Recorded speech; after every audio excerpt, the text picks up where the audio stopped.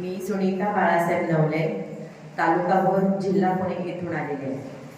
या अगोदर मी तिसरी वेळ आहे माझी. पहिल्यापासून आले तर मला खूप अनुभव तर छानच आलेले आहे. पण आता माझे पती मला परवाच्या दिवशी मला म्हणाले की मला तुझ्याशिवाय करमत नाहीये, तू घरात नसेल तर मला कसं तरी होतंय, बेचैन. म्हणजे 65 वर्षाचे झालेत पण आता ते मला तसे बोलले. आणि त्या पतीसाठीच मी इथं आले होते की आमच्या दोघांचं भांडण झालं होतं, ते छान झालं. पण दुसरा अनुभव असा आला की मला ब्लॉकेज डॉक्टरांनी सांगितले आणि गेल्या वेळेस एकनाथ महाराजांनी मला आशीर्वाद दिला की तुम्ही 3 दिवस जाऊन चेक करा.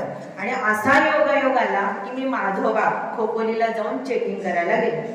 आणि खोपोलीला चेकिंग केल्यानंतर तिथं थोड्याफार प्रमाणात आहे म्हणून सांगितलं. आणि दुसऱ्या दिवसापासून माझे ब्लॉकेज सगळे गायब झाले आणि बीपीची गोळी सुद्धा अर्ध्यावर आली. आणि मी तिथं 6 दिवस ऍडमिट झाले. आणि मी संत श्री आसारामजी बापूंची साधक आहे. आणि 18 तारखेला माझे सद्गुरुदेव मी तिथं ऍडमिट होण्यासाठी आले होते.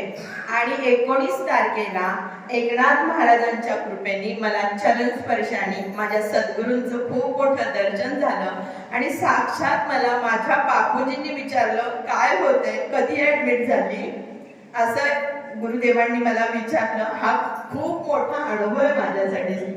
आणि त्यानंतर माझ्या मनात एकच भाव निर्माण झाला, बस परस्पर भाव यंतु, दुसऱ्यासाठी सेवा. आणि मी सर्वांना सांगायला लागले की जनकल्याणासाठी जे सुभाष बाबा आपल्यासाठी अवतरलेले आहेत आणि त्यांचे एकनाथ महाराज जे आहेत ते आपल्या सर्वांना खर्च सगळीकडे सगळं थोतांड आहे. खर्च डॉक्टर तर पूर्णपणे लुटण्याचं काम करतात.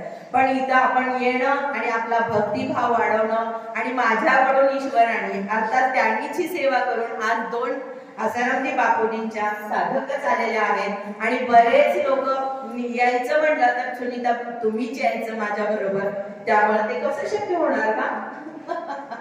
तरी सुद्धा मी केविलवाणा माझ्या शरीराने जसं साथ देईल तसं मी इथपर्यंत आणण्याचा 100% प्रयत्न करेन. ही तुमचीच कृपा असणार आहे.